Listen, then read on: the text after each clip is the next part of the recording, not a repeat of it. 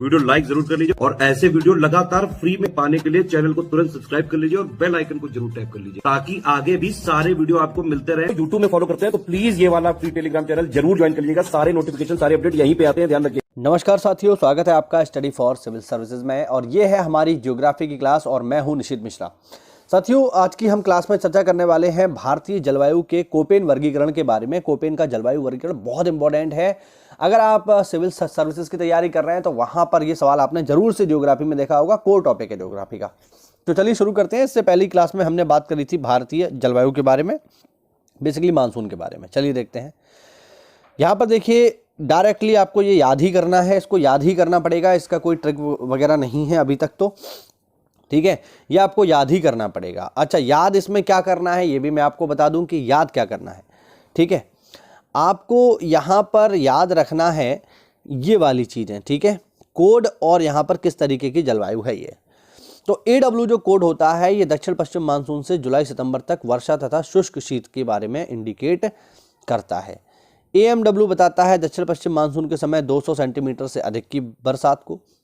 AS code indicate करता है औसत वार्षिक वर्षा 75 से 100 सेंटीमीटर तथा कुल वर्षा का 75% सितंबर से दिसंबर के बीच में प्राप्त होगा। BSHW का मतलब है मौसमी वर्षा, जो विशेषकर गर्मी में होती है, जिसकी हम मानसून की बात कर रहे हैं। CWG का मतलब है साथियों 40 सेंटीमीटर से कम की बरसात। DFC का मतलब है 200 सेंटीमीटर से अधिक की बरसात। E का मतलब है पर्वतों के किनारे पर कम वर्षा और खुले ढालों पर भारी वर्षा, ठीक है। बस ये देखो याद ही करना पड़ेगा, इसका हमारे पास और कोई तरीका नहीं है। यहाँ पर देखिए मैप भी दिया हुआ है, यहाँ पे देख लो, ठीक है, कि ई प्रकार की जलवायु कहाँ पर है, ध्रुवीय प्रदेश में है, ठीक है। CWG कहाँ पर है, जो अपना यूपी वाला इलाका है, मध्य प्रदेश वाला इलाका है, दिल्ली है, हरियाणा है, ठीक है, राजस्थान के भी कुछ इलाके भी इसमें आएंगे। DFC का मतलब है लघु ग्रीष्म तथा ठंडी आर्द्रशीत जलवायु। BSHW का मतलब है अर्धशुष्क स्टेपी जलवायु, ठीक है। ये सब AMW देख लो, ये लिखा है तो इसको आप लोग देख लेना, AS ये लिखा है, एक बार देख लेना। चलिए आगे देखते हैं। आगे है भारत में वर्षा का वितरण। देखो भारत में जो एवरेज रेनफॉल है, जो औसत वार्षिक वर्षा है, वो है भैया कितनी, 118 सेंटीमीटर। पहला तो आप यही याद कर लो कि भारत में औसत वार्षिक वर्षा कितनी है, 118 सेंटीमीटर होती है। लेकिन क्षेत्रों के हिसाब से इसमें भिन्नताएं पाई जाती हैं। जैसे अधिक वर्षा वाले क्षेत्र कौन कौन से हैं, जैसे पश्चिमी तट, पश्चिमी घाट, उत्तर पूर्व के उप हिमालयी क्षेत्र, मेघालय की पहाड़ियाँ, यहाँ पर 200 सेंटीमीटर से भी अधिक बरसात होती है। ध्यान रखना, वर्षा को मापते हैं सेंटीमीटर में, ठीक है, कितना सेंटीमीटर पानी बरस गया। खासी और जैंतिया पहाड़ियों के कुछ भागों में 100 सेंटीमीटर से भी अधिक बरसात होती है। ब्रह्मपुत्र घाटी तथा निकटवर्ती पहाड़ियों पर बरसात 200 सेंटीमीटर से भी कम होती है। तो ये है अधिक वर्षा वाले क्षेत्र। आगे देखो, आगे मध्यम वर्षा वाले क्षेत्र, गुजरात के दक्षिणी भाग, पूर्वी तमिलनाडु, ओडिशा सहित उत्तर पूर्वी प्रायद्वीप, झारखंड, बिहार, उत्तर पूर्वी प्रदेश, उप हिमालय के साथ संलग्न गंगा का उत्तरी मैदान, कछार घाटी, मणिपुर में वर्षा 100 से 200 सेंटीमीटर के बीच में होती है। न्यून वर्षा वाले क्षेत्र कौन कौन से हैं साथियों, यूपी है, दिल्ली है, हरियाणा है, पंजाब है, जम्मू कश्मीर है, पूर्वी राजस्थान, गुजरात, दक्कन का पठार। यहाँ पर 50 से 100 सेंटीमीटर के बीच में बरसात होती है। यानी बेसिकली हम जिस इलाके में हैं, हम वेस्ट यूपी में है ना, तो यहाँ पर जो बरसात है 50 से 100 सेंटीमीटर के आसपास होती है। फिर है अपर्याप्त वर्षा का स्थान। यहाँ पर कौन कौन से हैं, यहाँ पे आंध्र प्रदेश आएगा, कर्नाटक आएगा, महाराष्ट्र, लद्दाख, पश्चिमी राजस्थान। यहाँ पर बरसात जो है साथियों 50 सेंटीमीटर से भी कम हो रही है, यानी बहुत कम बरसात हो रही है यहाँ पे, है ना। तो इन्हें हम अर्धशुष्क क्षेत्र कह सकते हैं कहीं ना कहीं।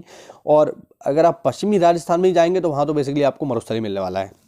आगे देखो, वर्षा ऋतु में देश के अधिकांश भागों में हवाओं का सामान्य प्रवाह दक्षिण पश्चिम से उत्तर पूरब की तरफ होता है, ठीक है। इसका मतलब क्या हुआ, जरा मैं थोड़ा सा डायग्राम आपको बना के दिखाता हूँ, ठीक। ये है हमारा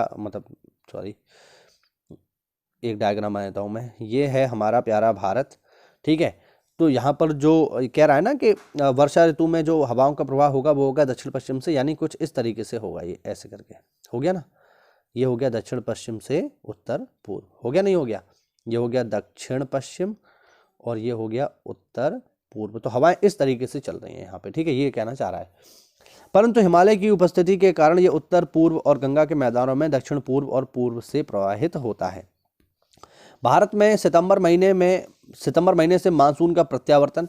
देखिए, प्रत्यावर्तन का अर्थ होता है वापस लौटना, ठीक है। प्रत्यावर्तन का अर्थ क्या है, वापस लौटना। जब मानसून वापस लौटता है, जिसके कारण सूर्य के दक्षिणायन होने के कारण उष्णकटिबंधीय अभिसरण क्षेत्र यानी ITCZ इसे बोलते हैं, आपने शब्द सुना होगा ITCZ, inter continental convergence zone.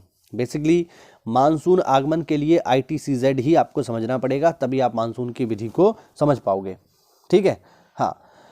तो ITCZ क्षेत्र का दक्षिण की ओर खिसकना है। इस क्रम में उत्तर पूर्व भारत से चलने वाले मानसून बंगाल की खाड़ी से आर्द्रता ग्रहण करके तमिलनाडु विशेषकर चेन्नई में बरसात करवाता है। उत्तर पूर्वी मानसून से तमिलनाडु में कुल वर्षा का 50 से 60% पानी बरसता है, यानी सर्दियों में भी यहाँ पर बारिश होती है। ठीक है, भारत में सर्वाधिक वर्षा प्राप्त करने वाले जो क्षेत्र हैं वो है पश्चिमी घाट, पूर्वी हिमालय तथा मेघालय। इनमें 400 सेंटीमीटर से भी अधिक बरसात होती है।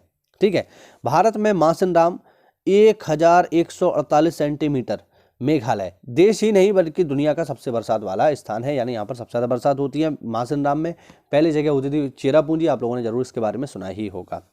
ठीक है, आगे देखो, भारत में सबसे कम बरसात कहाँ होगी? लद्दाख में होगी, लेह में होगी। अच्छा, कितनी होगी ये भी देख लो, तो यहाँ पर बरसात केवल 9.20 सेंटीमीटर होती है पूरे साल में, इसीलिए लद्दाख जो है वो एक शीत मरुस्थल का उदाहरण है, ध्यान रखना। ठीक है, आगे देखो, अब कुछ जो है बेसिक लोकल जो है टर्मिनोलॉजी है उसको देखते हैं। जैसे आम्र बरसात कहाँ होती है? कर्नाटक में होती है। केरल में होने वाली मानसून पूर्व वर्षा फुहार है जो आम की फसल के लिए अधिक लाभकारी होती है। ठीक है, ध्यान रखना, यह वर्षा बंगाल की खाड़ी से उत्पन्न तूफानों के फलस्वरूप अप्रैल माह में होती है। वर्षा से आम के बौर पेड़ से टूटकर गिरते नहीं है, अतः आम की फसल अच्छी होती है। ठीक है ना, ध्यान रखना, आम्र वर्षा। ठीक, आगे है भारत में मरुस्थल विकास कार्यक्रम DDP, डेजर्ट डेवलपमेंट प्रोग्राम।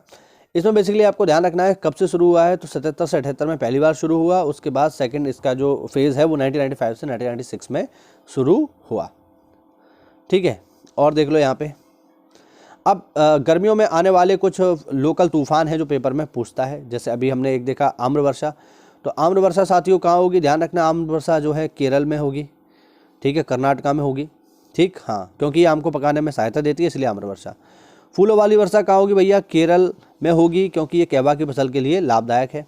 काल वैसाखी कहाँ चलती है? असम तथा पश्चिम बंगाल में चलती है। वैशाख के महीने में शाम के समय चलने वाली भयंकर आंधी है, तूफान है, वर्षायुक्त पवनें हैं। इनकी कुख्यात प्रकृति के कारण इनको कहते हैं काल वैशाखी, यानी असम और पश्चिम बंगाल में वैशाख के महीने में चलने वाली आंधी तूफान। ठीक है ना, हाँ। असम में स्पेशली इनको क्या बोलते हैं? बारदोली छीड़ा, ध्यान रखना। वैसे तो असम और पश्चिम बंगाल दोनों में काल वैसाखी कहते हैं, लेकिन स्पेशली असम में इसका नाम है बारदोली छीड़ा। लू तो भैया हम सब लोग जानते हैं, यूपी से ही हैं। यूपी में लू धनाधन चलती है, पंजाब से शुरू होती है और बिहार तक चलती है। तो ये है इनके लोकल नाम। ठीक है, तो आज की क्लास में साथियों इतना ही। इसके आगे की क्लास में हम चर्चा करेंगे शीत ऋतु की, भारत में शीत ऋतु की, इसकी हम चर्चा करेंगे अगली क्लास में। उम्मीद करता हूँ वीडियो में नई जानकारी मिली होगी। तो ऐसा है तो वीडियो को लाइक करिए, चैनल को सब्सक्राइब करिए। मिलते हैं अगली क्लास में, तब तक के लिए जय हिंद, जय भारत, वंदे मातरम।